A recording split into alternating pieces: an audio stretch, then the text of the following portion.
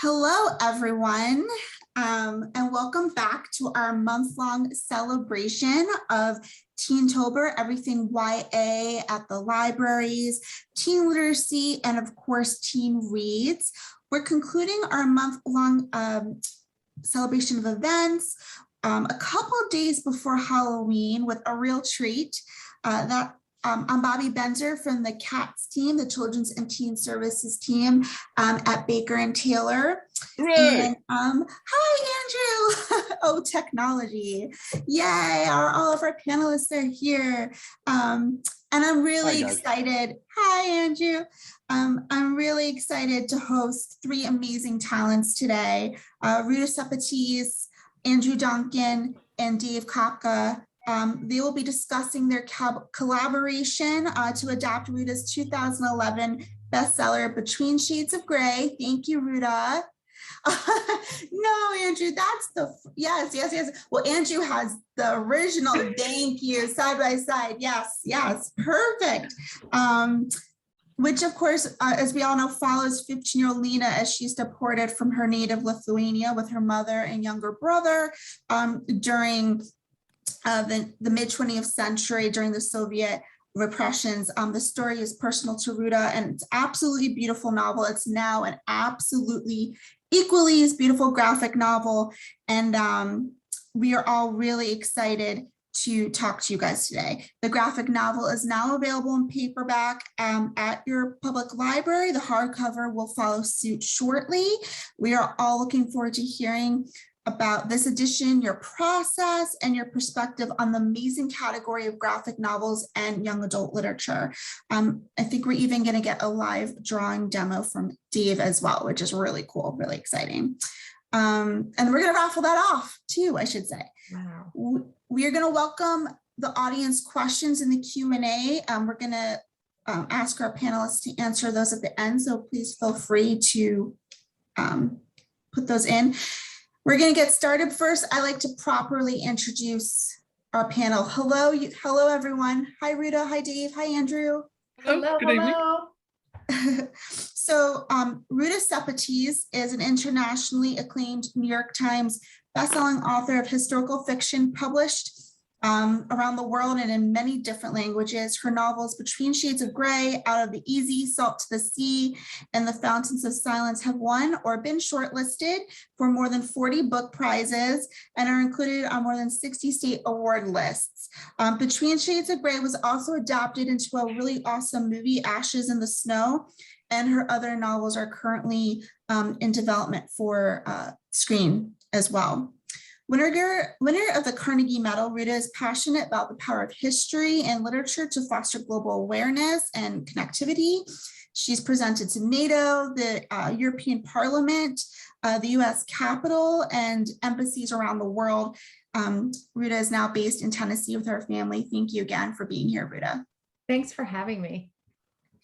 Andrew Donkin has sold over 10 million graphic novels, children's books, and adult books worldwide. His graphic novels, Illegal, co-written with Owen Colfer, was a bestseller, Owen Colfer, in the USA and UK, and has won or been nominated for over 40 book awards. He has long been interested in the issue of refugees and displaced people. He has written for many global franchises, including Batman, Superman, Doctor Who, and Artemis Fowl.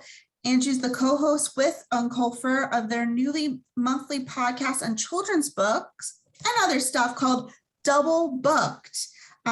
See what they did there? Yeah, which you can find on Apple and Spotify. I'd love to talk to you more about that, Andrew. Andrew lives in London near the Thames with his family, partner, 2 children, 3 pet rats. We got to hear more about that too. I'm going to make sure that everyone has access to all 3 of our panelists' websites and Twitter handles and all that stuff so that you can follow them after. Thank you, Andrew, for being here. Right, my apologies for being slightly late. I'm actually 6 hours and 5 minutes ahead of you, and it's always a 5 minutes for me, so I'm sorry about that. No worries. It's the world we live in now. Dave Kopka is an illustrator whose work engages in print media in the form of book art. comics, and portraiture, employing an intricate attention to detail, which is very true with this book. We can't wait to show spreads. He draws and paints content for visual narratives inspired by profound storytelling, usually involving the struggle to overcome and the humor and tragedy behind internal conflict. He currently haunts Oakland, California. And again, I'm going to make sure everyone has your social media info in our chat here. So enough of me. Let's get started. Ruta, can you provide a synopsis? I mean, I think everyone tuning in is a fan, but for those who are new to your work, can you give a synopsis of Between Shades of Grey, the novel, and your inspiration for the book? Definitely. And thank you so much, Bobbie. Thank you to Baker and Taylor and to Penguin Young Readers Group for arranging this and to allow us to be part of TeenTober. It's incredible. And I promise you that mine will be quick and probably the most boring part of the segment.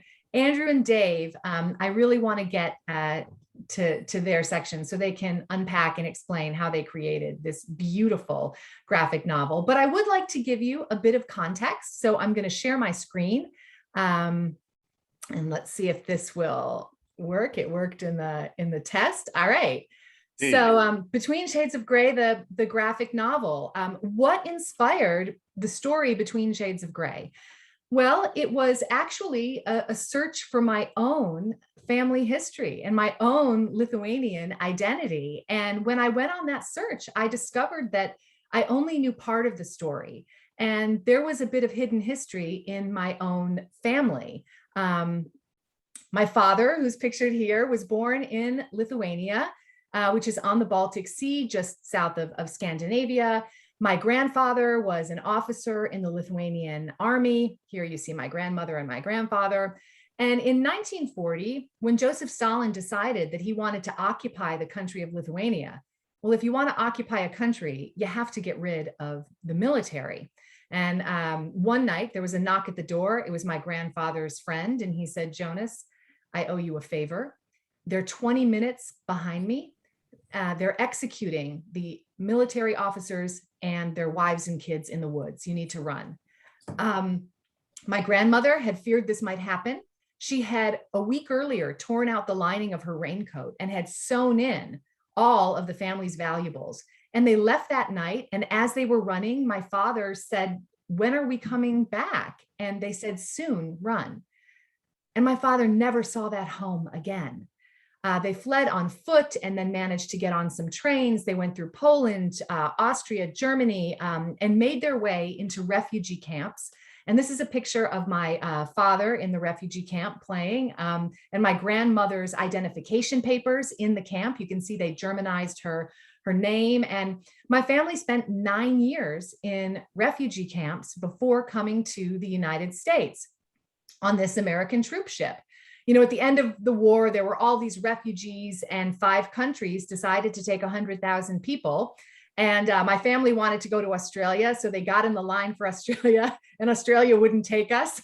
They said no. So then they went to the line, you know, and applied to go to America. And so often when people said, "What was your story?" I had this version of the American dream. And when I went to Lithuania and we were talking with our relatives, one of my younger cousins just, you know, silenced everyone and said, "Ruta, you don't know the truth, do you?" I said, "What do you mean?" And I had this feeling like a rock was sinking in my stomach. And she said, "When your father and your grandparents fled, the Soviet secret police came looking for them. And when they couldn't find them, they arrested and deported 12 of your family members to labor camps, death camps, gulags, prisons in Siberia." This was part of my family history. My freedom came at the expense of our extended family members. And I wasn't truly familiar with the story of exile to Siberia. In school, I studied Hitler and you know, but didn't study Stalin. And 12 of my family members were deported. The only one who survived was this young girl, my father's cousin, Genevita. And she was the only one who survived. And I was constantly asking, like, what determines how history is preserved and recalled? Why do I know, you know, the story of Hitler and fascism, but I don't know the story about communism. And potentially 20 million people, were affected. Many of the Russian people themselves suffered terribly under Stalin. So I became inspired to write a book. And the idea came pretty quickly. One girl, her dream of freedom, and a voice to speak for millions of victims of communism who never had a chance to tell their story. And the story became Between Shades of Gray. And as I was researching, there weren't many accounts in English, just 2. But what I learned was that Stalin's plan was to deport these people to remote parts of Siberia, and he expected them to perish. But many survived. They created these huts for themselves out of mud and moss. They were called yurtas. And 15 to 25, 30 people lived in one of these. One woman told me that her group, lived there for 15 years. And so I started down this road. First, I had photographs and then I tried to speak to people, but you have to understand these people who were arrested and deported, they were considered criminals. They were frightened to speak. But there was a group of people who were deported to the North Pole, a group of people, Laptevieche, and they agreed to speak to me. And they said, we'll tell you everything. And they did. And this was so brave on their part because, as I said, they couldn't speak about what happened, but they found ways to communicate, even though their voices had been extinguished. And they used art, they used music, they used dance. And as they were explaining the history and the story to me, they gave me access to their own personal drawings. And the people who had created the drawings had long since perished, but some of them had created these drawings and they had actually buried them underground in hopes that one day these time capsules would be unearthed. And then, the next step, I traveled to Lithuania. I always try to travel to the place where the story, began or story started. And I met with many people who said the story began June 14th, 1941. I was dressed for bed. This was, and all of a sudden there were boots on the street, and then there were fists on the door. And suddenly there were soldiers in the house, and we were criminals. We were enemies. And one woman, she was shaking as she explained the story. And she said, do you realize we were all innocent? She said, I was a teenage girl. I was 14. And she said, and Ruta, they took me in my nightgown. And it was so emotional, this process, that many of those exact lines made it into the novel, including they took me in my nightgown is the opening of the book. And then some survivors shared their photographs with me. There was a group from Laptevieche who they survived. And when Lithuania regained their freedom, 50 years later, they went back. They found their exact yurta. And this woman, she sat in that yurta and let those memories flood back to her. And as she sat with me, she shared those memories with me. She said, Ruta, we sat in this yurta and suffering became our greatest spiritual teacher. She said, can you imagine the questions that we asked? Why us? She said, there was an elderly man who was suffering so terribly. She said, his comments forever haunt me. He said, why is it so hard to die? And then the biggest question was, has the world forgotten us? And she asked that question to me. And I said, no, the world has not forgotten you. They just don't know the story. And that's why we are working on this. And that's why I'm going to write the book. And I was so distraught after these initial interviews that I wrote the first draft of the book, and here it is. And it was a bloodbath. It was so dark and it was so sad. And my agent said, this is totally irresponsible. You cannot give this book to schools and young readers. You met survivors. Where's the hope through the hardship? Where's the strength amidst the struggle? You have to revise. And all these Post-its, this was my system of how I was going to revise. Like a yellow Post-it was no problem, an easy fix. A pink Post-it, it was like, I don't know how I'm going to do this. But I have to tell you, I'm so grateful that I revised. I rewrote that book 16 times.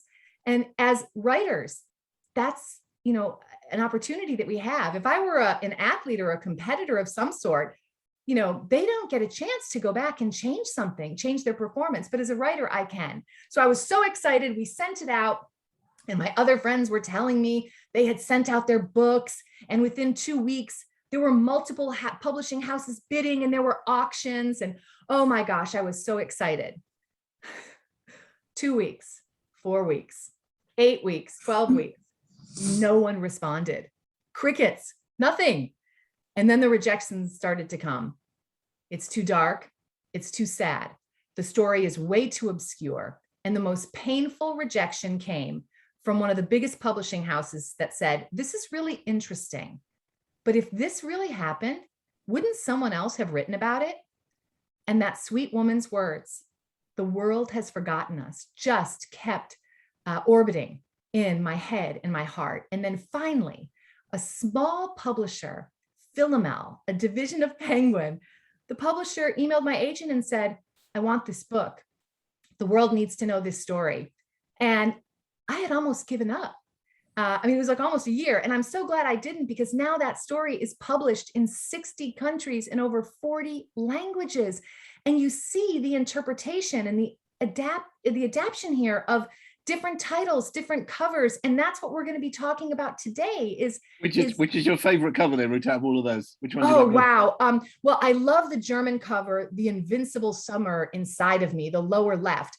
But my favorite covers are amongst the ones here that are from like Ukraine, where the struggle for freedom still continues, to know from Iran, where it's a kind of like a bootleg copy. There's no license. And someone said, we're doing this illegally. We want to share this story. I said, do it. And it shows that what's important and meaningful is the reader's interpretation, not the author's explanation. And I think of this woman, every day, now that she sees people are reading her story, and now to see in this beautiful book, her words and his words. Why is it so hard to die? Some people absorb history through text, others through film, and some through illustration. And I am just so honored and thrilled to be working. And I say often, my name is on this top of the book, but it should really be on the bottom. And I am going to let Andrew and Dave now take over and explain, how they picked up this crazy story and were invited into the project and what happened from there. What an amazing introduction. Thank you, Ruta. All right, Andrew and Dave, we would love to hear about the adoption process. Sure, absolutely. Well, I had an email from the art director, Liz Lee, who I had worked with on Artemis Fowl adaptations, and Chris Dickey, who is the world's greatest letterer. He's lettered over 1,000 pages of stuff that Owen and I have written, and I always work with him. He's done the lettering on this beautifully. Had suggested me for the adaptation, so I owe the gig to the two of them, I think. And presumably at some point, Ruta, my name got put in front of you, and you foolishly went, "Yeah, all right. No one else would do it. We'll go with him." So I had an email saying, right, we love your work on Illegal. Would you like to adapt Between the Shades of Grey? And I was able to straight away say that Between the Shades of Grey was one of my favorite books. I wasn't able to say that because I'd ever read it. I was able to say that because I'm a professional liar. So I ordered it off of Amazon the next day, that day. It came the next morning, and I avidly began reading it, really hoping that I was going to like it, because there are books out there that I would consider not well written. There are books out there that I would consider really well written, but are not my cup of tea. They're not my thing to adapt, and there's no point really in looking at the subject matter. It is on the author style, and as soon as I started reading this, I really loved it. It's obviously very, very well written. What I particularly liked about it was the strength of narrative voice from the heroine. It's all first person, and she had a very strong character, very strong voice. And it's also really, really clear, by which I mean, it's not simple. I don't mean by clear that it's uncomplicated. There's a lot of complex emotions and a lot of complex politics happening, but it's all explained, and the story is very, very clear and drives itself forward. And that kind of narrative engine really appealed to me to get involved with. And I write a lot of my own stuff, and one reason that I like doing adaptations is like you bring your motorcycle to my house, and then we take the whole motorcycle apart on my garage floor with every nut and everything. So it's no longer a motorcycle, it's just a pile of components that might make up a motorcycle. And I can look at somebody else's story and see exactly how they put it together and what bits I want to take for the graphic novel. And for my writing, I can learn a lot about writing by being paid to look at other people's very successful, very well-written work in that level of detail. So it's one reason that I like to mix original stuff like Illegal with doing adaptations of books that I think are worthy and are really good, because I get a lot back from that. Dave, how did you get involved? How did you get picked? And are there dead bodies behind your curtain? Those are my two questions. I can only answer one of those questions, Andrew. I know which one it's going to be, my friend. Yeah. Yeah, no, it was just one of those things. I've was sort of a late, developed a late interest in comics and sort of what's more in the craft of storytelling through comics. So as you know, anyone who discovers a brand new thing that they're excited about just really can't stop talking about it, just basically to anyone who you talk to. And through a couple of friends, folks up the ladder from like previous jobs and stuff had heard my vehement interest, and one day, you know, got an email asking if I wanted to, you know, help adapt a book for the long form comics, and it basically, the rest is history. This was your first full-length graphic novel, is that right? Yeah. It's even longer. Most of the graphic novel adaptation I do are like 120 pages, 128 tops. And this one, we went, including all the end papers, is nearly 150 pages of lovely, gorgeous artwork, which is an awful lot for any one artist to do in a year and a bit when they're having to do, you know, all of the pages. I will say I had sort of a, like, you know, I had to leg up, like I have experience, more experience with short form comics, maybe, you know, 3 to 5 to 10 pages. But I also have a habit of, you know, just jumping into the deep end and seeing how well or poorly I swim. So it was an absolute blast. Yeah. So this is a lot longer than 5 pages, and the detail with the story, with the, I mean, that all of you paid attention, the heart, the word haunting, you know, it's in the back of my head too, Ruta. I mean, that's all just, you know, just flies off the page. I'm gonna unpin Dave and Andrew or whomever for a second, so Ruta can hold up a couple of spreads, or if Dave or Andrew. Well, I've got some visuals to show you now if I start showing my screen. Yeah, I would love, okay? please do that, because it obviously depends upon me being able to technically do that. So let's give it a go. Here we go. And I think one thing we were gonna do is actually show the genesis with, like, Ruta was gonna read a little, and then Andrew was going to talk about that specific section and how he went about it. And sure, absolutely. Yeah. So, so Ruta, do you want to read the first chapter, and then we'll talk about adapting that? We're going to talk about adapting the first page. I think conveniently this picture isn't of the first page, but you can pretend it is. Right. I sort of gave the big wind up, maybe instead of reading. So that's fine and dandy. So what we were talking about is, you know, that these innocent people, you know, in the dead of night, the soldiers arrive at the door, and so it begins. June 14th, 1941. They took me in my nightgown. So when I'm adapting something, so obviously the first thing one does is read the book several times, but even from almost the first time I'm reading it, because it's nice to kind of do it when it's fresh, I have a kind of system where I mark up stuff. So when I'm reading it, even the first time, I'll have highlighters, and just like Ruta's color system for the edits, the pink stuff here is dialogue that's most likely going to stay. It's not 100% going to stay, but it's most likely going to stay. And the green stuff is really important description. It might be description that is really important plot-wise, or it might be description that I'm going to use in my script and try and pass off as my own intelligent, well-written prose and hope that nobody else notices. But it's important description. And then, right, here we go. Okay. And then the script looks a lot like a film script. So this is the first, this is page 1. There was a huge preamble before this, just going on and on. My script is quite, I don't see the screen anymore, Andrew. you don't see the screen anymore. It says I'm screen sharing. I see it. Dave, do you You see it? Okay. Yep, I see it. All right. And it says page 1, we begin our emotional epic with a page of 5 widescreen panels. So I write what I call a full English script, which is that I tend to describe the panels and control the pacing of it. And then Dave is free to interpret that, and sometimes would come back and say, oh, can we do this? That doesn't quite work. Can we do that? But it gives him a good idea of how Ruta and I are seeing the story and how we're kind of pacing it through. And as Ruta was saying earlier, the first line, we kept the first line from the book because it's such a brilliant opening line. They took me in my nightgown, which is just fantastic. And I'll show you the Dave's art for this. So this is Dave's well, these kind of halfway between pencils and inks, aren't they, Dave? They kind of, because there wasn't really a pencil and ink stage.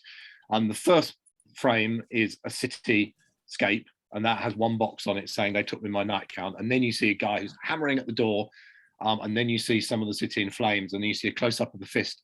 And then below that, in the last panel, Lana's wide eyes. And if I go to the color version where it's colored in and the lettering is on it from Chris, you can see what's happening. And there's few things more frightening, especially in 1941, than somebody suddenly coming and hammering on your door. If that happened today, it has a different meaning. It probably means there's a really angry Amazon man outside your house trying to deliver something. But if it happened in 1941, it would be an awful lot more alarming. And here's those two pages together, so that you can really see that Dave's done you've got the line work on the left, and then it's the color. If you look at, say, the jacket, the green of the jacket in panel 2, it's the color that adds a lot of definition and flames and stuff. Dave, do you want to I'd like to know, so when you get the script from me and it says 5 panels, how do you go about to start changing it from words into lovely pictures? What's your process? Do sort of kind of a quick overview of like each page. So I'll have all of this, I should premise this with all of this is done digitally.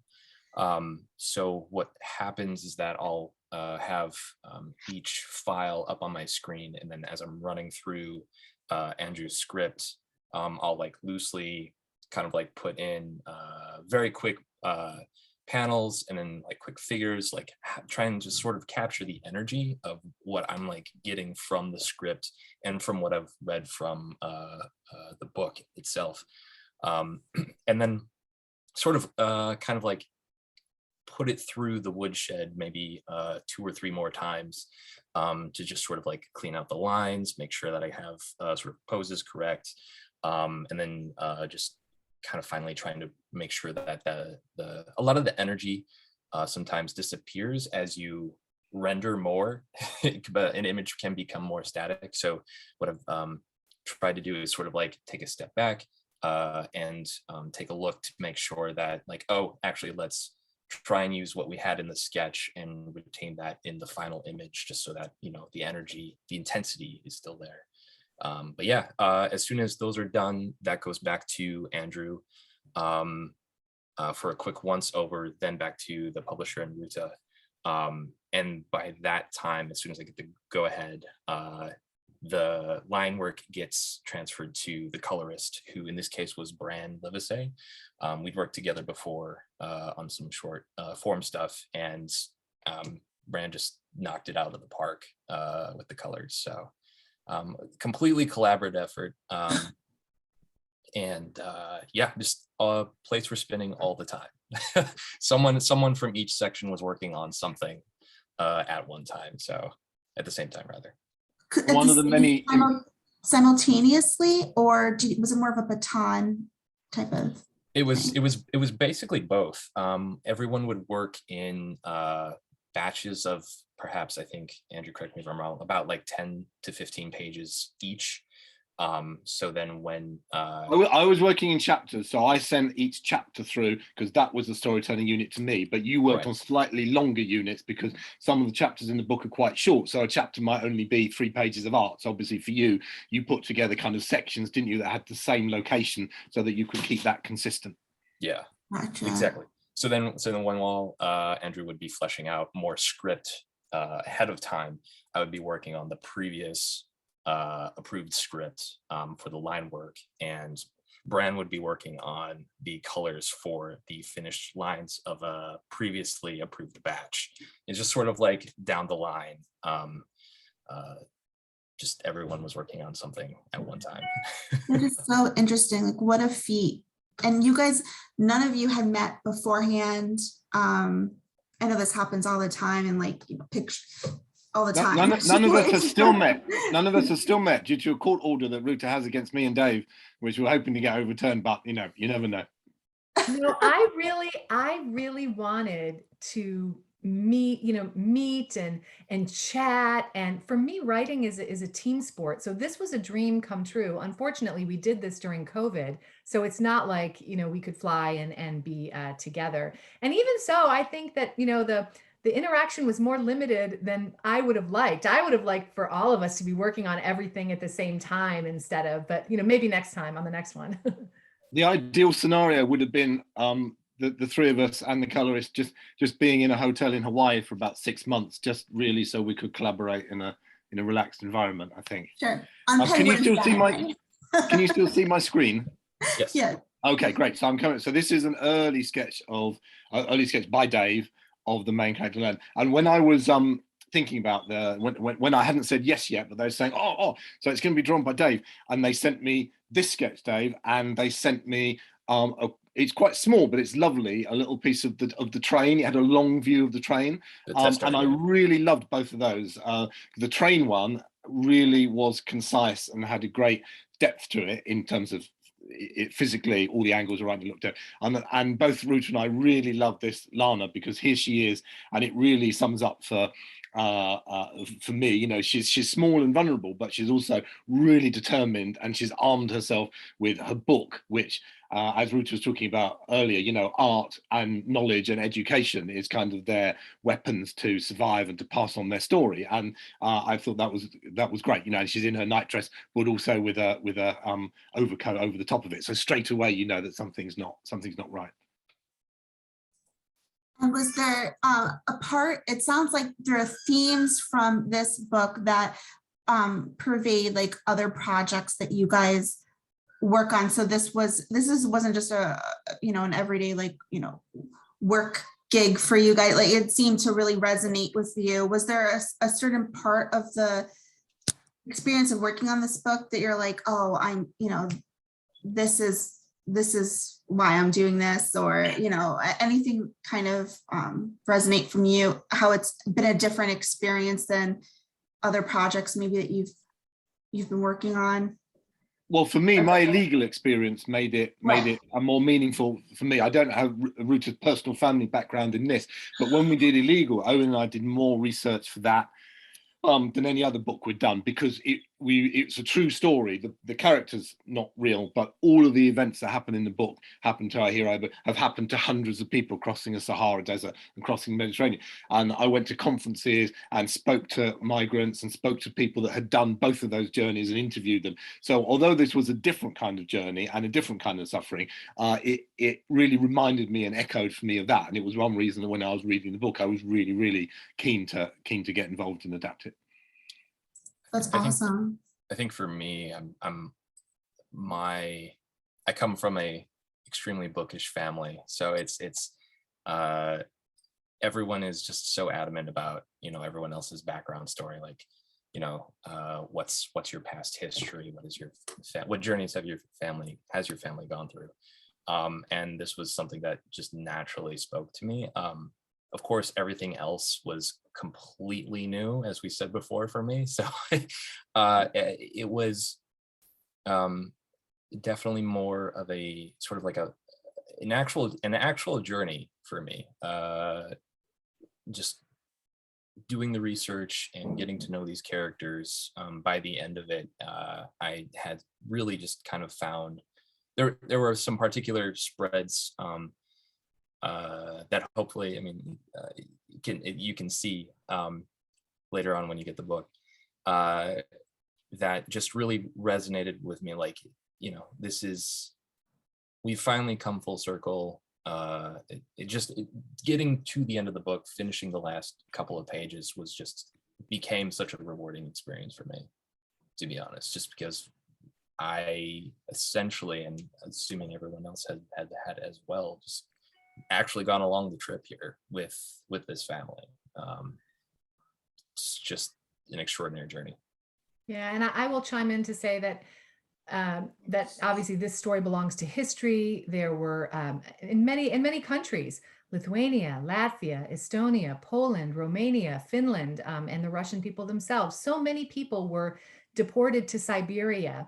And so we have that aspect, but also what Andrew and Dave created is something that feels very personal in so many frames. And there's even this spread that, to me, and I'm hesitant to show it because it's so special that I want you to go get the book, but you will have, there's more impact when you see it in person. Each one of these squares, there's an illustration of a face, and below it, a Lithuanian name.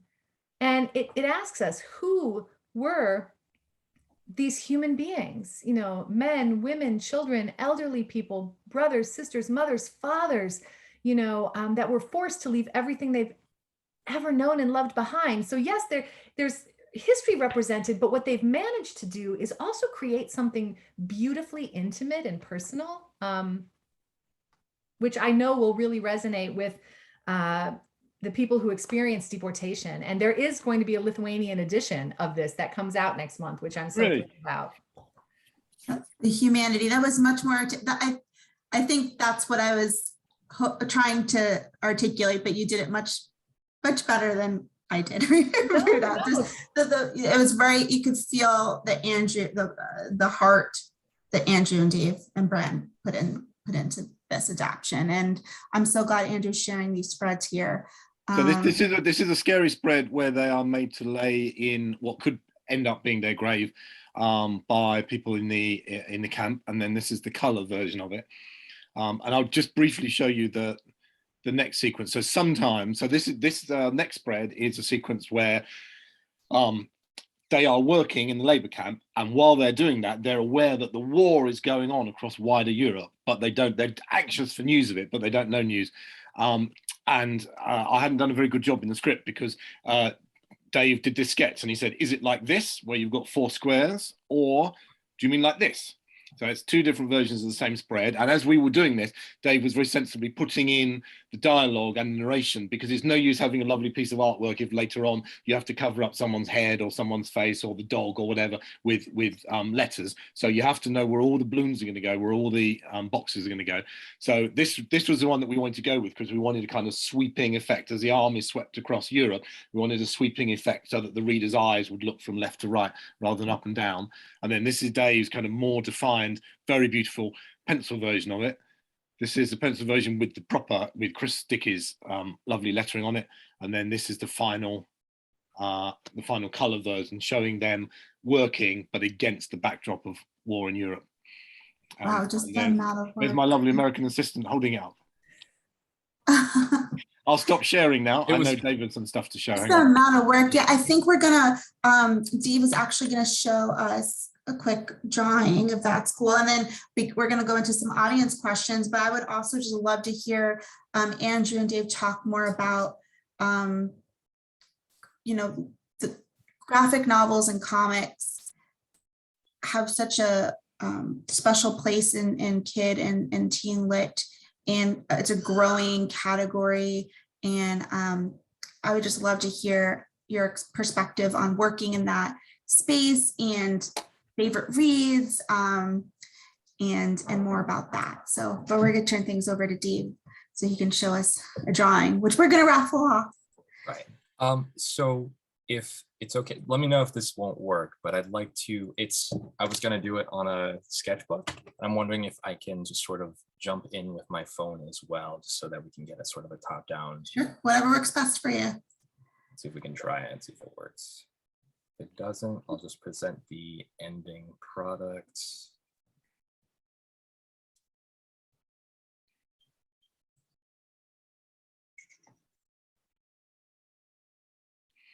Next time you're on, Dave, if you match up your shirt color with the curtain behind you a little bit better, you can just be a floating head. Just be really effective. I'm afraid that's what I did last time. So I was seeing if I could try for a different effect. Andrew, do you want to talk a little bit about graphic novels? I love ahead, Andrew. I love telling stories visually, and if I could draw them myself, then I would. Although I don't think I would be able to cope with a full-length graphic novel. I can't draw for toffee, but I see stories visually. And I was thinking about why there's sometimes a question about kind of graphic novel, especially graphic novel adaptations, because nobody questions there being a film version. No one would say like, oh, why are you doing a film version of a book? It's perfectly good as a book. And I thought maybe it's because, the prose book and the graphic novel are both books, although they're different forms. Once you open the cover, they're both books. So maybe it's like saying, oh, we're going to do a TV adaptation and a film adaptation. But of course, those are again completely different things. If you have a 2-hour film that summarizes a novel versus expanding it to be a 10-hour miniseries, say. So, for me, graphic novels are a really fantastic, worthy way of telling any story. If they're an adaptation of a book, then they often complement the book. Neither one outdoes the other. I'm sure there'll be readers that will come to this for the first time because of the graphic novel. One reason that we did Illegal as a graphic novel was because we wanted it to appeal to kind of like boys who are not necessarily, it's for everybody, but to get that readership of boys that might not naturally be drawn to a story about empathy and a story about someone having a hard time. But if you dress it up as a graphic novel and there's lots of adventure in it, then that's great. That has real boy appeal, and they'll read that, and then they'll go on to read other things about immigration and migrants and refugees and things. And that's worked very well in that case. So partly Owen and I, and people like Dave and my artist Giovanni, we do it because we love it, but it's also reaching an audience that isn't quite reached maybe by just normal prose books, which I read a lot of, but you do get something else out of a graphic novel, and it's great to read both versions. I've read both versions of many books. Yeah, everyone absorbs history or recreational reading differently, and yes, this is going to open up this story to a lot more readers now. Thank you for that. People can find, after they've got the kind of graphic novel map, then not people, but kids that are maybe a tiny little bit less confident will be more confident to tackle the book itself because they've already got a map in their head. There'll be a few differences, but it's the same story, obviously. It was just so interesting the way you highlighted. I was like, how does it work? But that was really interesting. Well, sometimes, and it really varies. Sometimes you get the page where there's one important sentence and you can go like, oh, great. Because obviously when you're adapting something, you're cutting it down. So, I mean, this isn't a long book by any standards, but it's 344 pages. So we've got a graphic novel of 140. So each 2 or 3 pages in the book has to become 1 page in the graphic novel. And my hope is that when I send that script through to Ruta, that she doesn't read and go, they've cut out all my favorite bits. My hope is that she'll reading, oh yeah, that's an exact, Georgia darlings. Yeah. That works for me. Oh, nothing's missing. And then might look at the original and go, oh, they've cut those bits. But actually, yeah, you can, you lose those if you're telling the story visually. Obviously, with a lot of description, it will be in Dave's fantastic artwork.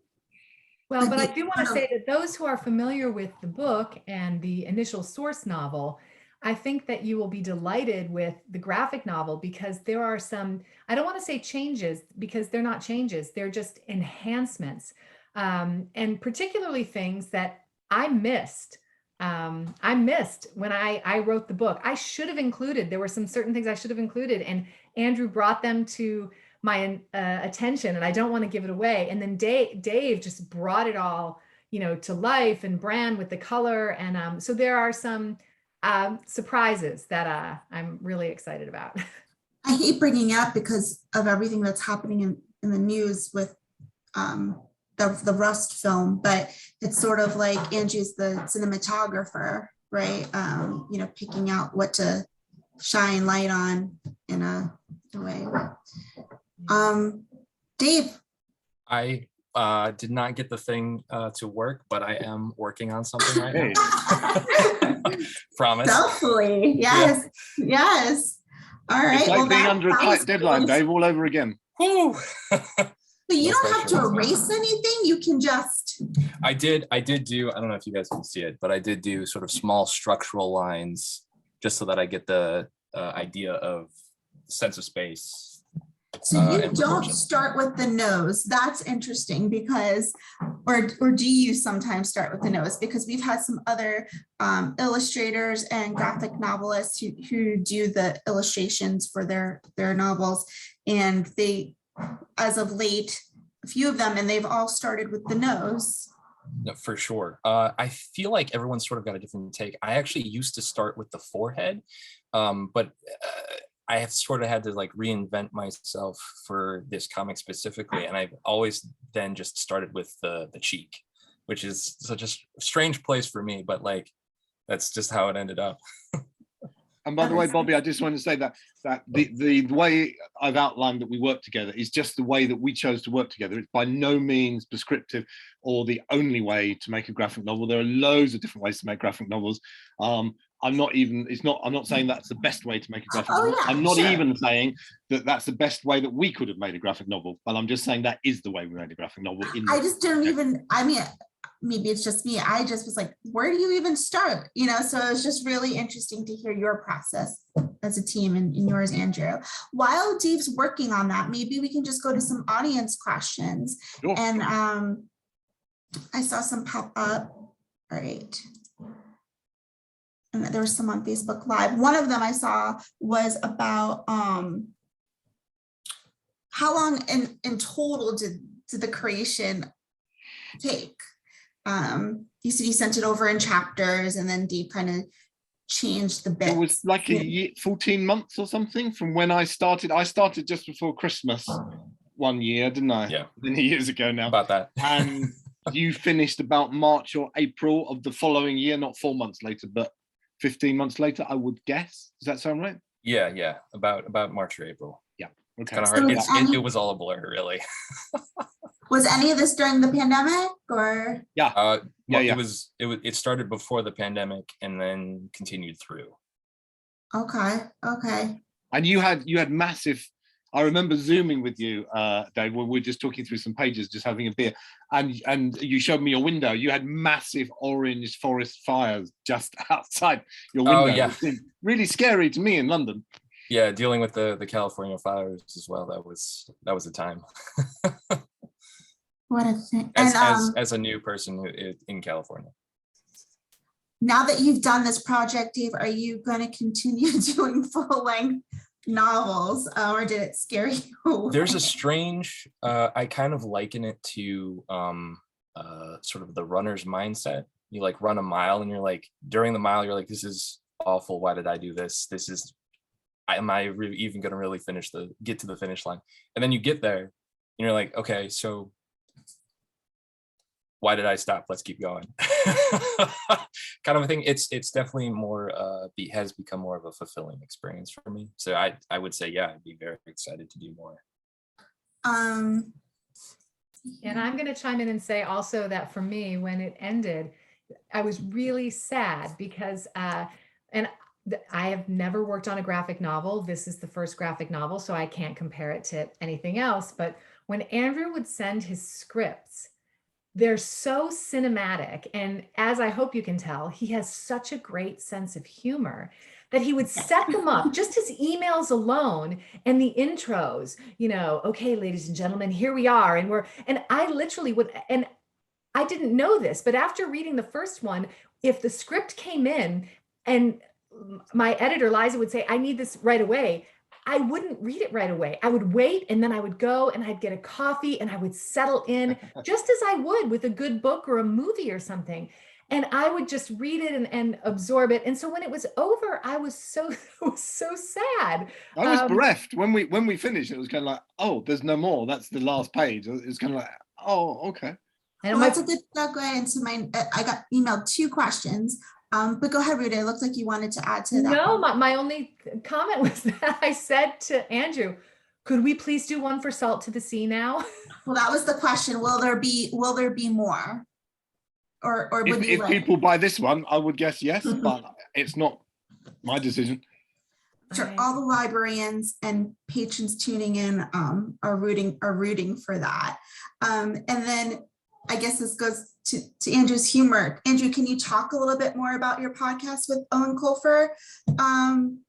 Sure. It's a new. Owen and I missed each other in the pandemicals because he was in Dublin and I was in London, which is relatively near, but we still couldn't meet up. And we've been talking about doing a podcast for ages because we'd done a lot of stage gigs together for Illegal and enjoyed it. And another thing is that certainly in this country, children's books account for about a third of money through a till of any bookshop, and they get about 7% of review space and coverage in newspapers and mainstream media. And we just wanted to do a little bit in our own small way to try and bump that up and do something that was regularly. So we have interviews with authors like Jonathan Stroud and Carissa Kawa and stuff, as well as talking about writing. There's an agony section at the end where people can send in their problems about writing and storytelling and stuff like that, and lots of fun. It's lighthearted, but it is trying to kind of push children's books and all books and good culture just to do that. And also it's fun for us because we get to bounce off each other. It's recorded by Zoom once a month, so the pandemicals don't interfere with it. And then we have a really good sound engineer called Seamus who puts it together, and it's called Double Booked, and it's available on Apple and Spotify and wherever you get your podcasts. That's what I'm doing. That's what I'm doing next. I'm gonna can't wait to listen to that. And that was all the questions I had so far. So I think I'd love to end the session. This is our last month, our last event of our month-long TeenTober celebration. What did the teenage Andrew, Ruta, and Dee read and love?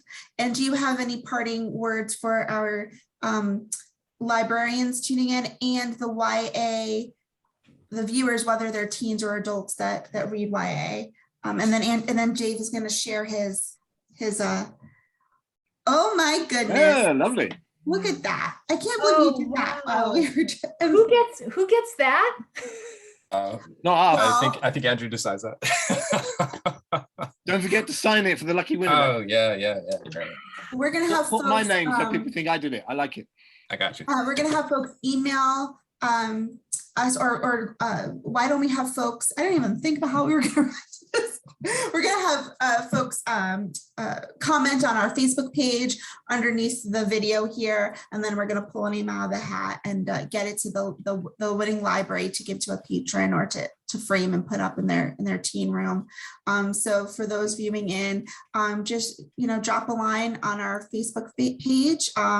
That's Baker and Taylor's CATS Children's and Teen Services, and just talk about this book and how much you love it, and we will raffle off this really. I just can't believe you did that while we were all just gabbing, but turning things back. Pressure. Thank you so much for doing that. Thank you. Hey, Ruta, I told you this would happen. This is what happens when Owen and I go out with Giovanni. You and I can talk brilliantly for an hour. He does a little sketch. Everyone's just, I told you. All wonderful.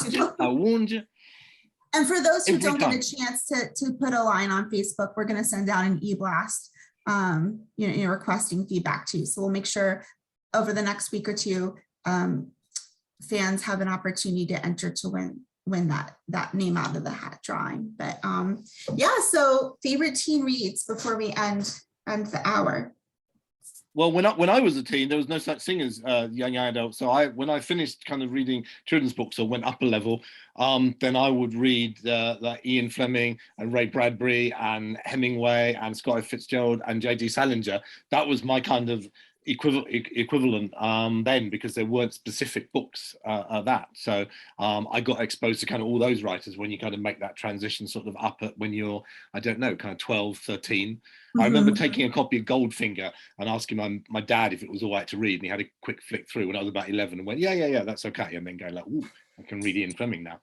Well, that's a good point, Andrew, because all books are for everyone, right? I think Between Shades of Grey has a readership for adults, for young Absolutely. People who are curious and emotionally read, would like with an adult can read the book. If I just read it, I wouldn't put an age range on it at all. I think it's like say Legal, I think of as 11 plus, and that's absolutely Shades of Grey goes right through to adult. I've given it to some adult friends to read without describing it to them as a young adult book. It's just a novel. Yeah, F. Scott Fitzgerald, great choice. Ruta? The book that made me a reader is James and the Giant Peach by Roald Dahl. And I don't know if you, I mean, just the beautiful illustrations. And I was so captivated with this story and this character of James Henry Trotter, who lives with Aunt Spiker and Aunt Sponge. And I became a huge fan of Roald Dahl. Such a big fan that I have a 5-foot commissioned portrait painting of Roald Dahl in my laundry room, because Roald Dahl had such a good sense of humor. I heard that he was buried with a power saw and his snooker cues and a box of chocolate. And I thought, well, this painting that I love so much, and it's him, you know, smoking this cigarette, and he looks very moody. And I thought, where am I going to put this? And I thought, you know what, over the washing machine. And I just love it. Ruta, I will send you a copy of my Roald Dahl biography. I will send you that. I will. Please do. So much love here. I love it. That's a good one. Yeah. What a thing to look at while you're doing a chore like laundry, you know? Dave? Yeah, I had a very strange navigating map of what I chose to read. I kind of was sort of found myself in the library being drawn towards, like as an earlier reader, towards like Mercer Mayer books. Like World of Wild Things was just kind of like my jam for the longest time. But then it like suddenly jumped from that to a few folks might know the whole Scary Stories to Tell in the Dark book and series. I think that's kind of the point where, as sort of like an artist, seeing like Stephen Gamel's work, it was just like, so people can actually get away with this, huh?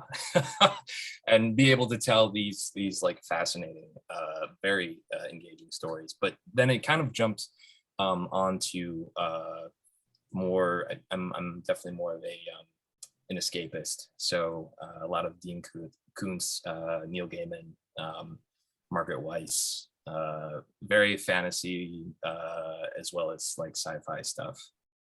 But yeah, just really couldn't. That was my hangout area in the library, the sci-fi fantasy section.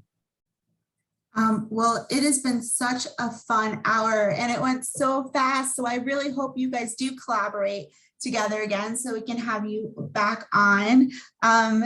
Any parting words for the librarians or viewers watching? I love librarians. Libraries are incredibly important. And even though I came from a house where I had loads of books at home, the thing about going to a library is you can have any book you want, or you don't have to justify it to your parents. If it's a big, thick, expensive one, you can borrow non-fiction and you can do everything. So libraries are brilliant. And thank you very much for having us. Yeah, and also for me, I owe the success of this book to librarians and educators, because I highly doubt that a young reader comes running into a library saying, quick, give me a book about a Lithuanian girl starving in Siberia. No, the librarian knows the readers and knows what books they need to heal their heart at that moment or to engage them in history. And so thank you to the librarians for helping me bring history out of the dark.